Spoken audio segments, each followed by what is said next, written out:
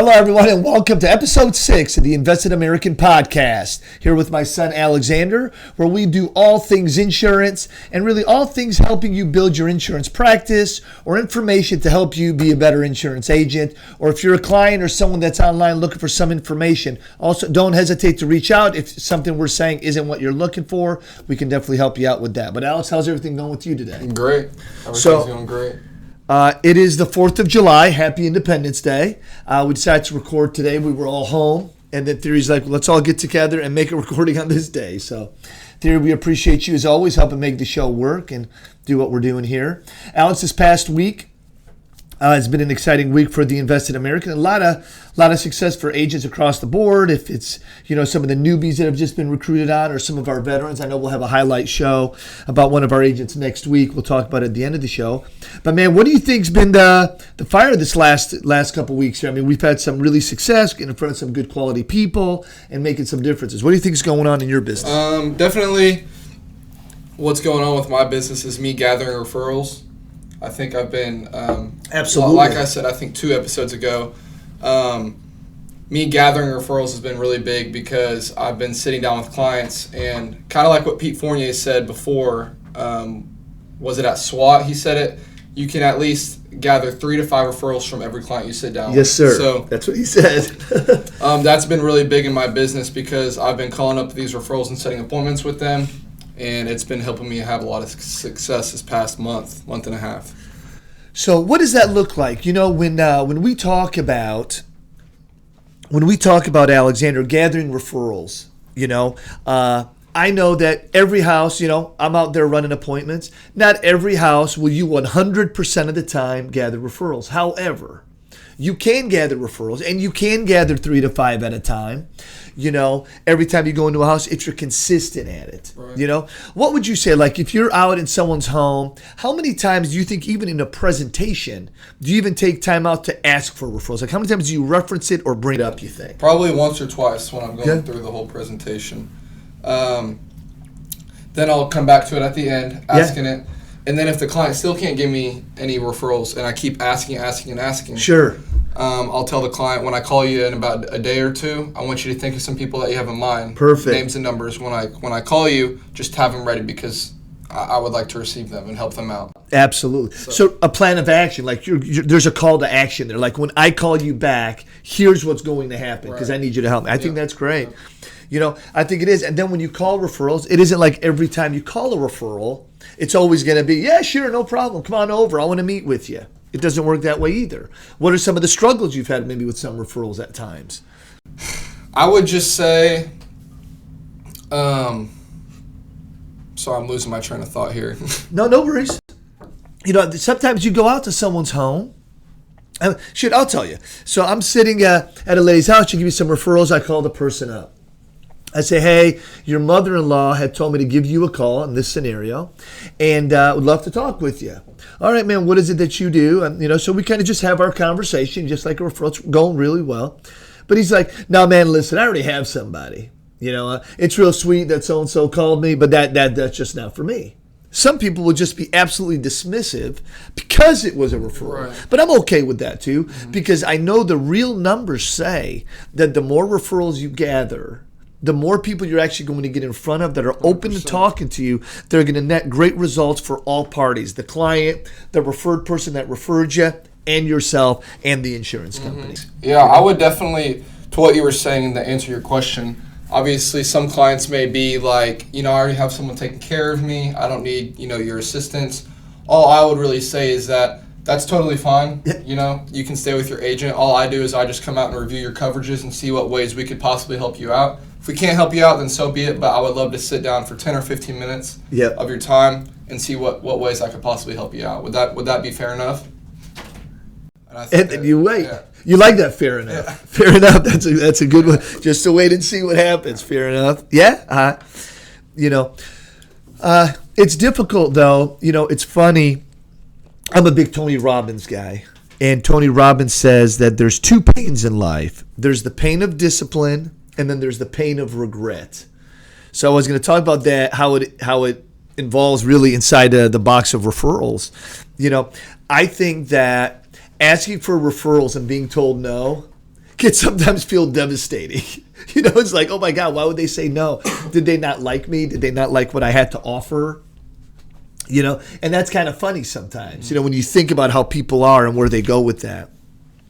But I will say that gathering referrals is a discipline thing. When I train Alexander, when I train on the elements of persuasion and I talk about repetition, I talk about how you have to say something over and over and over and over and over and over again to the point of nauseam. And the reason why is because that's sometimes the only way a message can be delivered and understood. When you think about learning your mathematics, or I should say your multiplication, right? What were you supposed to do? You said your numbers over 5 times 4, 5 times 3, 5 times 2, 5 times 8, and you would go over and over, and it's repetition. Well, it's the same thing I think with gathering referrals. And the pain of that, of doing it over and over again, sometimes might come across a little irritating, kind of weird, but you gotta do it when you're with the client over and over again. Because if you don't, what happens when you don't get referrals? What do you do as an agent when you don't have referrals? You call the non-responder if you can't afford leads, or you just go out and start door knocking non-responders, and you know that where that gets you. Yeah. I mean, you can get in houses off non-responders, but you have a greater chance of getting in a house off a referral other than a non-responder. 100%. Now, I think we had I think Crystal Marshall, I know we're recording this on Independence Day, but I think yesterday she went out and she was door knocking. She sold in 2 houses when she was out door knocking yesterday, which is just great. Great job, Crystal. Way to go. Love her being on the team. But yeah, so I mean, you can door knock and make it happen. But at the end of the day, when you have referrals, it sets you up to where you have a strategy in place. You have appointments in line to do what you need to do. And also you wouldn't have to purchase leads at all. Well, and it helps. And I know people don't like that in the lead business, so you don't want to say that out loud. But yeah, it does. It allows you to position yourself in a manner where you're not out there living the space where you're always buying leads, buying leads. But would you say even in the referral game, you found it to be that you always still got to be in the market purchasing leads and do that? Yeah, because I think as definitely a starting agent, you gathering leads, purchasing leads. Yep. Once you whether you sell the lead or not, still gathering referrals off of those people and then going ahead and working your referral business. Yep. It reminds me, it just validates that no matter what you're doing or what's really going well for you in your business, you got to make sure you're maintaining the other facets of the business, so you're running your referrals and you've got a great flow going there. You keep that moving, right? But at the same time, you've got to be aware of, what leads are people purchasing, what kind of leads are people responding best to, and make sure you have some sort of flow of that coming in. So you've got multiple facets of your business. And then if you're training agents, the opportunity to go out with your agents or run appointments with them on the phone or on Zoom appointments to train and develop them, as we do at the Invested American with agents across the country. We're able to do that. So if they're local, they're more, we can touch them. And if they're more virtual or across the country, we're able to do more Zoom and more, phone work and that kind of stuff. But it's about being consistent. It's about repetitionally going over and over and over again, were you going to say something? Yeah, when it comes to usually with the starting agent and they don't really realize that they're doing it, is that they'll call these leads or call these people and make a sale and then not even gather referrals, and they're not even thinking about it. I know. And they're missing out on a big opportunity because, it makes sense that you can gather at least 3 to 5 referrals in a span of a week of you continually talking to the client to gather the referrals to go in and sell them. So if you're a starting agent, you're missing out if you're not gathering any referrals for sure. I think it comes to all the action you do. I did want to make mention one more thing before we kind of moved on. That pain of discipline versus the pain of regret. The greatest reward, whatever it is that you're working towards, always has some level of required discomfort.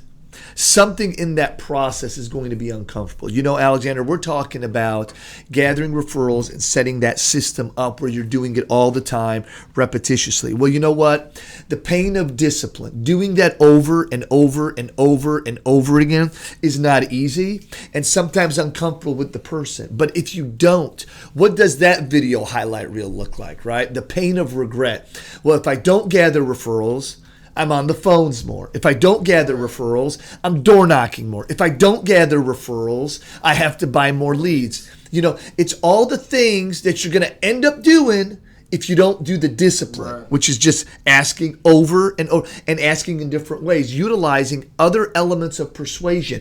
To gather referrals, you might use social proof. Man, I meet with 4 to 5 of your neighbors periodically all the time.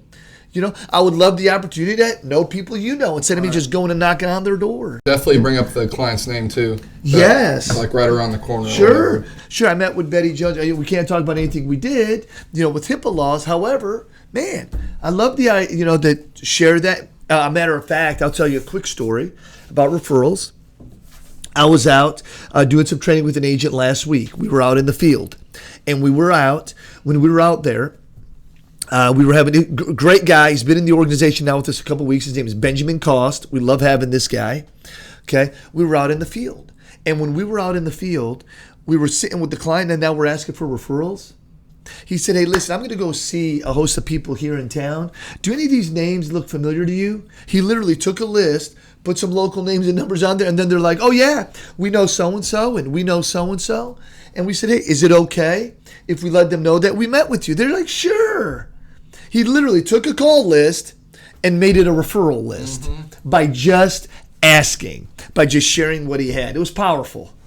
Yeah, it is. And when it comes to asking for referrals, again, you say sometimes it can be uncomfortable asking over and over and over again. Sure. I believe if you've built great trust with the client and Yes. the client trusts you and you're comfortable with the client, I don't think there's an issue at all. Continue to ask them and I agree. kind of wear them out about it, because I agree. obviously you would say, Mrs. Jones, we've helped you out today with all these different things. Could you help us out and build our business with giving us 3 to 5 referrals of people that you may know that we can go help? Yes, I'm with you on that. Well, Alex, I'll just tell you, I think that all this stuff we talk about is really to gather referrals literally starts with a morning routine on what you get up and what your mindset's all about. It's funny, you've heard me say multiple times, you never have a bad day, you have a bad yesterday. You never have a bad week, you have a bad last week. You never have a bad month, you have a bad last month. It's the planning and preparing that causes the struggle and the pain, right? So I was listening to a woman, her name's Mel Robbins is her name, okay? She's a self-help person. If you guys want to follow her, she's great. She says, how you set your day up is how your day ends up. Literally, what you're focused on doing is what the net result of the day will be. If you get up and want to have a great day, you'll have a great day. No matter what obstacles are going to come your way, you'll still have a great day. If you want to get up and have a crappy day, you'll have a crappy day. You want to be bitter today, you'll be bitter. You want to go sell something today, you will sell something today. You want to be a gathering referral machine, is that going to be your superpower? You can make that happen. Say that one more time. How you set your day up is how your day ends up. Yeah.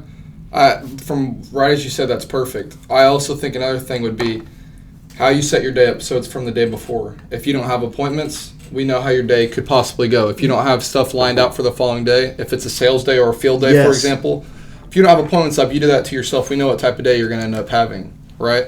You can try to make it something, but if you don't have stuff lined out, we know which way the day's going to go. That's right. That's right. I love it. You've got to keep making plays. I think I was talking with Theory the other day. We were just having some sort of conversation. I said, you know what? We're just building our business, and all we got to do is keep making plays. If we're not where we want to be, we just got to keep making plays. Mm-hmm. If you're sitting with your client, and your client's frustrated about a situation they're in, say, hey, listen, don't worry about it. We're moving the ball forward. We're making plays. We're making plays to move you forward. It's like the analogy I like to say, so I'll debate this with you here. Football is a great game, and the team's objective is to get to the end zone. However, during the game, you can get what they call first downs. So you can start your plays over so you can get a new fresh set of downs, right? So if you get 10 yards within 4 plays, they let you start over, don't they? So you can go to the end zone. Okay. What is every play actually designed to do, though? Score a touchdown. Score a touchdown. That's it. Now, I know there's the debate. Well, how about a quarterback sneak? I don't know. If everybody moved out of the way, he would, instead of doing the quarterback sneak, he'd go score a touchdown. Right. Okay? So if every play is intended to score a touchdown and we don't score a touchdown, does that mean the play failed? No. What does it mean? It That means we're making progress. We're making progress. I love that. That's right. Because all we got to do is keep making plays. If we keep making plays, even if we're not on the scoreboard, keep making plays. If we're not the top person on the team, we got to keep making plays. Deion Sanders says it when he's talking about himself and motivating people. It's about keep making plays. And I think that's what we're talking about here with the consistency, with asking for the referrals and having that spirit of excitement all the time. Right. You can't always have the grand slam sale, right? Right. You got to continue to progress with the small sales, and then that big sale is going to be coming right around the corner. Yeah.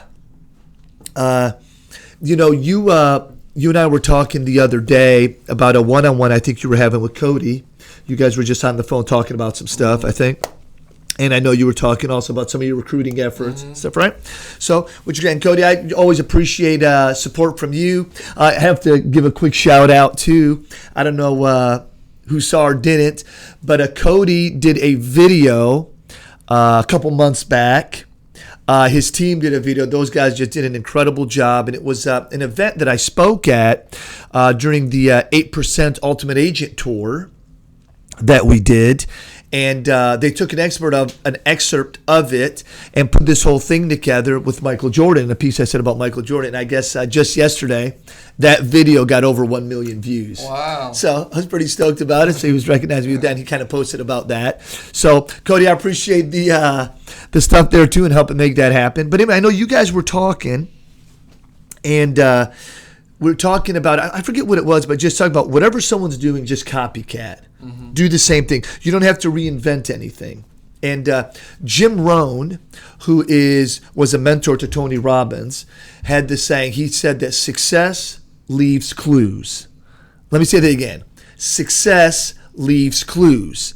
So if someone is successful, go pay attention to what they're doing so you could also net the same results. In other words, copycat. Right. What are your thoughts on that? Because I know you've had some of that conversation recently. And our office day last week, yep. Right?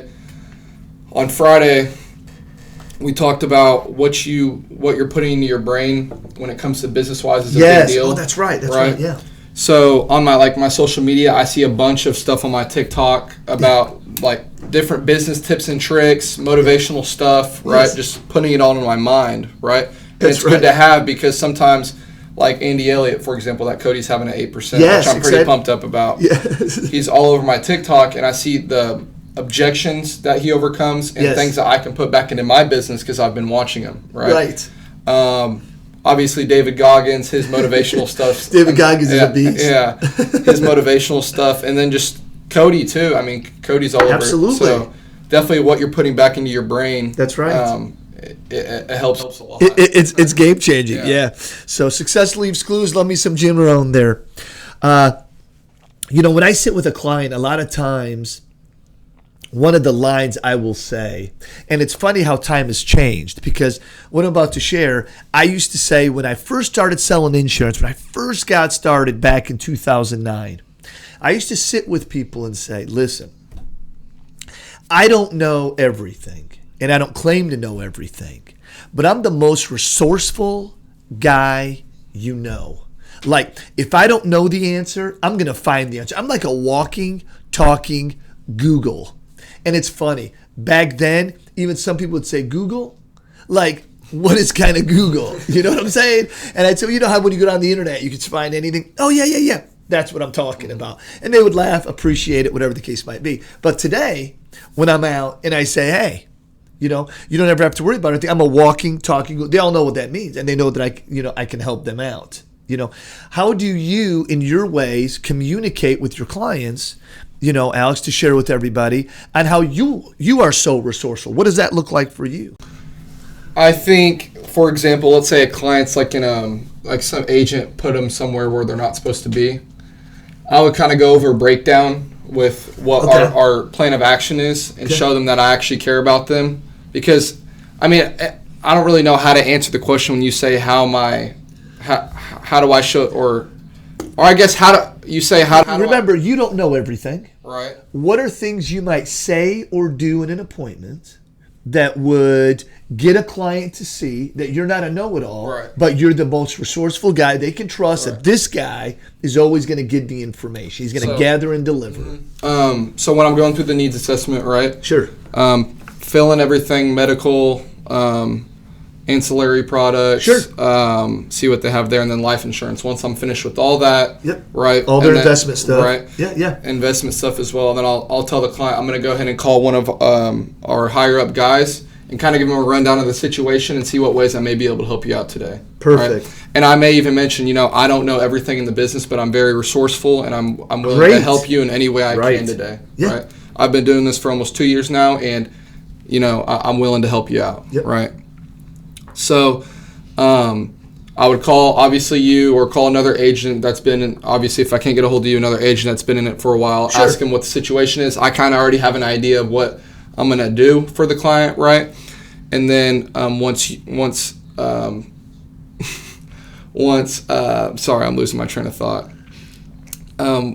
Once I talk with you guys, right, I already have the plan of action. You guys kind of tell me what I'm already telling you guys, and we kind of do it. And the client sees that I'm on the phone with you or someone else, so they know that that I'm willing to help them with someone else, so they kind of see both sides of it. Absolutely. I love that. Lost my train of thought there. Sorry. No, it's all good. It's all good.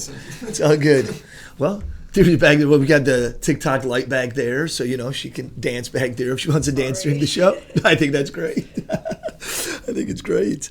All right. Well, and here's something super cool. We're talking about Google. So I'm working with an agent the other day, fairly new agent, and we're just talking about them having success and, their goals and, what they've got to achieve and all this kind of stuff. And then, we're talking about, they're online, they're working on this project, they're working on that project, they're doing all this stuff. I said, you know what, you got to see this video. I saw this video and it talked about 2 things you can't Google. Okay? You can't Google experience and you can't Google success. Because if you want success, you're going to have experience. And if you want experience that doesn't come from Google, that comes from everything we've been talking about. You need the experience. That's the bottom line. So when we talk about experience, Alex, that's going to come with doing it over and over and over again. It's going to come from systems. And what I mean by systems here, because I know some people are like, oh my God, I don't want another system. Someone else has got another program. What we're talking about is you need a system. Each individual, right? Like, what do you do to build your business? Are you someone that focuses on seniors? Are you someone that focuses on the ACA market? You traditional health care for people, people of working ages that don't have, company health care? Are you somebody that's in the final expense space? Are you someone in the Medicare space? And then what do you need to do to hit those clients? Would you say, Alex, in your experience, different prospects, I guess I would say that different prospects you found you're able to sell better in certain situations? For example, what I mean is, do you feel like a final expense lead is treated always the same as a Medicare lead, or a referral? Like, do you feel like they're all the same, or, each one's kind of treated a little bit differently? I think each one's definitely treated kind of differently, because you can come in they are treated differently, because if you call a life insurance lead, right? Okay. What are we mainly, or what's the client mainly looking at here? Life insurance. Sure, right? That's right. If that's a life insurance lead, right. So their main focus is life insurance. They don't even know that I can help out with their health products, Medicare, or whatever it is, right? Yep. So once I'm done helping them out with their life insurance, if I help them or not, I'm going to go ahead and tell them, I help out with health products, Medicare. I'm sure it's something that you may already be taking care of, but I would love to review it and kind of chat with you how I help clients out for the next few minutes when it comes to that. And then the same thing with Medicare. Once I'm finished with their Medicare things, that's when you would jump over to life insurance at the end. Say, what do you have set up for this and that? I help out, in that area. So that. What do you have? Because I can kind of educate you and see, what ways I could possibly help you out. Yeah, that's it. Yeah, you kind of take it, either way, depending on which lead you call. Yeah, I totally agree. And, and then even in that regard, you have to feel the prospect out. Not every shoe doesn't fit on everybody's foot. Yep. It's just not going to work that way, right? Mm-hmm. I think really as we talk this episode and we talk about systems and processes, and we're just talking about really being repetitious about the core thing of getting referrals, which really starts with your mindset and attitude first thing in the morning, that you're going to be a referral machine. Remembering that, if there's someone out there that has a system or something in place, to copycat that. Success leaves clues, as Jim Rohn says. Let's talk a little bit about that as the latter part of this episode. We have agents at TIA here at the Invested American that do a great job practicing the principle of 2 office days and 3 field days. But then we have other studs on our team that are doing every day straight on the phones. 100% of all their sales is 100% virtual on the phones, and they're killing it. So excited for them. And then we've got some that are doing seminars and doing other things. What would you tell a brand new agent, Alex? What would you tell a brand new agent if they're getting started, like, what should I be doing every day? What should this look like for me? What would you initially tell the new guy? I would definitely say sit through the And you're recruiting. Right. I'm sorry to cut you, but you're also recruiting. So Right. what are you going to do with these new guys that come on board? Yeah, we'll definitely set up times to train with me and you, right? Hop on a Google Meet, a Zoom, train with these people one-on-one. I think when we're training them, right, they're going to get kind of a feel for a new agent, right? They'll get kind of a feel of what they kind of like, whether it's virtual or in-home, right? Obviously, we're mainly doing in-home, but we can do virtual as well. Absolutely, right? we can. Yep. So I would definitely say for the starting agent, you kind of feel your way out of it. I think that's through it. Yeah, feel your way through it, because you'll definitely find out what you're most comfortable with. And then once you're comfortable with that, you kind of tell that to us, and then we can kind of help you train you just straight over the phones now if you're just wanting to do telesales. That's right. That's right. If you want to do in-home, even better. We can help you with that as well. That's right. Either or. We have solid scripts for people that want to make phone sales just virtually. That's right. And then those people that want to go out, they're going to get role modeled at every facet of the business. If it's door knocking, if it's appointment setting, and it's from the top down. Here at the Invested American, if it's me, my son, if it's Jeff Milburn, anyone on our leadership team, there's no, I would say, someone that's afraid to go out or isn't going to go out with you and help support you and teach you how to do this business. So I would just say, we're talking about it like a new agent. It's powerful to say, listen, you need a couple days in the office so you can book 3 other days. Right now, the Invested American, we make it really easy for those that are field generals, those that are soldiers that are out knocking on doors, setting appointments, meeting with people inside their homes. What you're going to do is you're going to have 2 office days, Tuesdays and Fridays. What we love about Friday office days is you can wrap up your day by booking your Monday, make sure everything's lined out, and enjoy your weekend, right? Or if you want to book for Saturday and get some more appointments, once you book your Monday, you can focus on booking a Saturday. Then you go out and you run your appointments on Monday. Then you get back in the office on Tuesday to book for Wednesday and Thursday, right? You book for 2 days, right? So that gets you to 3 days in the field, 2 days in the office, which allows you those 2 days again to book and to handle any customer stuff, training, any other type of stuff you need to do to better improve on yourself. Because the number one way to build your business in the insurance business is to build yourself, and that's what those allow you to do. And then there's the phone calling schedule. If you just want to make phone calls, Alex, I just kind of went over what it looks like for a field general. For a while there, because you have in your first year in the business, which is, again, I'm just so proud of you. Congratulations, on the things that you've been doing. What was that when you did strictly phone work for a while? What did that schedule look like versus when I'm talking about 2 days in the office, 3 days in the field? So it was when I got back from the Ultimate Agent, I was still doing the field, and then one of our guys, Adam, he kind of showed me what it looks like just to do telesales, right? I had great success for a week, right? And then it kind of just started slowly going downhill. I don't know if it was the leads. I don't think it was the leads. I don't know really what was going on, right? But I was on the phones for the whole week, right? Every day, Monday, Tuesday, Wednesday, Thursday, and Friday. I was calling the whole day. So what does that look like? That when you say I was calling all day, right? And people hear that. Well, yeah, maybe you did that all day, but you probably also went out with some friends. You probably went for a longer lunch. Right. You probably took an extended break to go do some shopping. What you're gonna do is you'll have a lead, right? Okay. For one lead, you'll triple dial it 3 different times throughout the day. So the morning, right? You'll call it 3 times. Okay. afternoon you call it 3 times, and in the evening you'll call it 3 times, and they're bound to answer the phone once. You're telling me that you're calling the person literally 9 times in one day. Yeah. So if I have 100 leads, you need to call each one of those 3 times, 3 times throughout the day. So 900 calls. Right. Is what you're going to do. Okay. Yeah. Okay. If you have 100, you have to do that, right? That's the system. That's over the phone, right? Yes. It's a grind, but it's efficient too if you're willing to do it, right? Because it works. I feel like over the phone when I sat in the office all day, it kind of drove me nuts, because I feel like I need to get out and see people. Yeah, do something. Yeah, I know. Because I feel I'm doing something, but sometimes it feels like I'm doing nothing, right? That's what I meant. Yes, in all sincerity. So the next week I was like, I have to get back in the field because my health product sales weren't as high because this was just straight FE over the phone. Okay. So I had to get back out in the field, and the next week when I got back out in the field, I absolutely blew it up with health products and life insurance because obviously that's my strong suit, right? Yeah, sure. So ever after that week, I just kind of stick to obviously what I was good at, and I've strictly been, back out in the field. You've been back out in the field. Right. And you enjoy that more now. I do. Okay. It just feels good getting in front of someone. It does.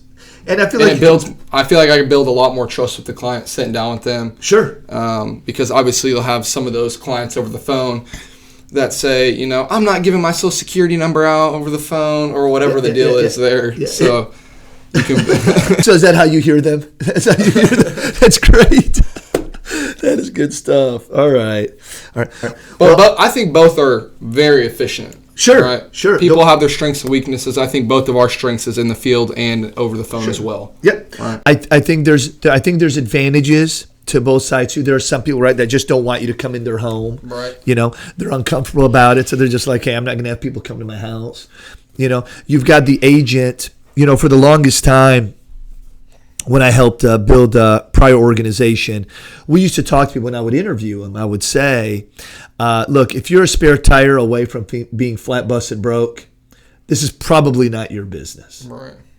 Because we go out in the field and we do this and that. Right. Well, now with virtual business, it also gives somebody an opportunity. If they want to grind, if they want to if they want the pain of discipline, right? They can stay at home. They can make phone calls over and over again. As a matter of fact, 9 times to every prospect, they can make a difference in their lives. Right. They can make thousands of dollars being right at home, being remote, and then they can transition to other things in their business. Because, this past week, correct me if I'm wrong, you had an incredible week for the month of June. We'll talk about numbers when we do our highlight video with Jeff next week. It's going to be a great episode. We'll talk about it. That'll make me feel good. Jeff had a monstrous month, man. Jeff had a monstrous month, and it just goes to pattern with him, though. It's been brewing. It's just been brewing. A lot of big annuities. Yeah, he had some great success, had some great prospects. So I'm just really proud of him. But where were we? We were on a subject there that I kind of drew a blank on now. When I think about Crystal, she's just a great example. She's just like, man, I just got to stay home. I got some stuff I got to handle, And then she was able to do this business. She got a lot of mentorship and training from Adam and from, Adam spending time with her going over the scripts, her doing a lot of content watching. She went to 8% last year. She went to SWAT. So she's really committed herself. And here she now is coming back to 8%. She's invested in herself. And that's why the results are paying out. She's been really good over the phone, too. Man, she has been solid over the phone. Over the phone's a game changer, too. It is. People can blow it up over the phone, man. So, Alex, in your week, and this is the question I was going to line up to you was, you had an incredible week. You've had an incredible month, okay? I believe, if I stand corrected, only 1 week, you probably missed your goal by $300, and you were having goals of about $7,500 a week. It's where you were commission, going. Right? Yeah. And then about at least a minimum of $10,000 a week, which I've hit. Yeah, correct.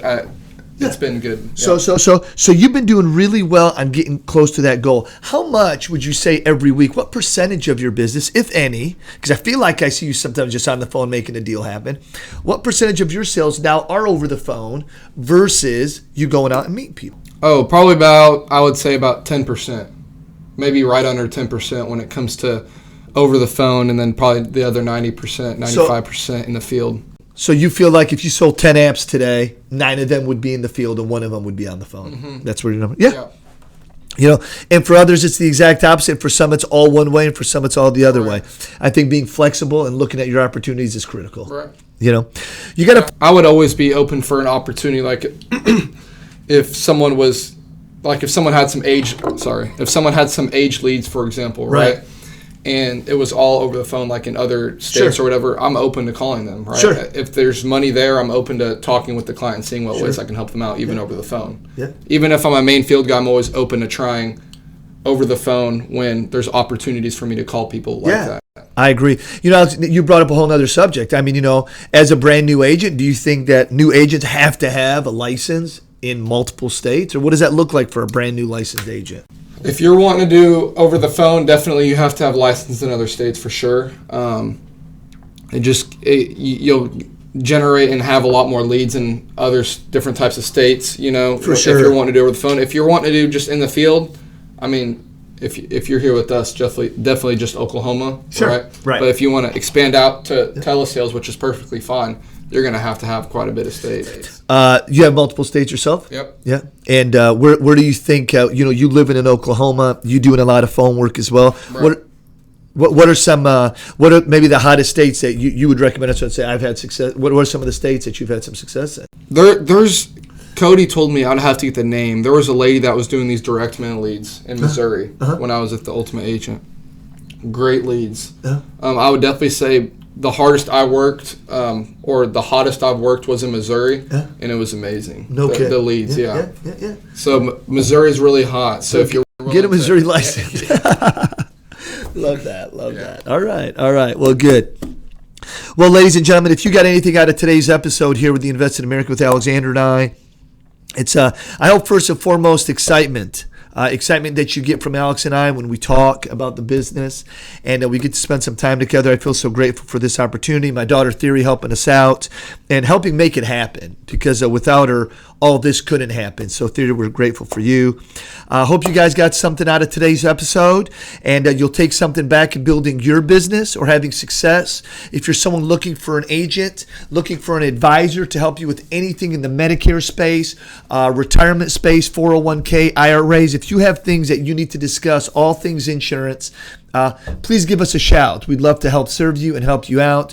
For all our fans, all those that watch, please subscribe, like, and please share with one person. If every episode we can get everyone to share with one person, we know we can continue to build this brand and be able to serve more and more people. We will have episode 7 next week. We will have the first episode with a highlighted The Invested American Agent. It's going to be Jeff Milburn, and talk about his success throughout the years of his insurance career, and talk about how he did in the final month of the first year of The Invested American, and the parts that he's playing and how critical he's are to our team and what we're doing together. Please stay focused on your goals. Always, always, always reach as high as you can. Never limit yourself, and great things will happen. God bless, and we'll talk soon.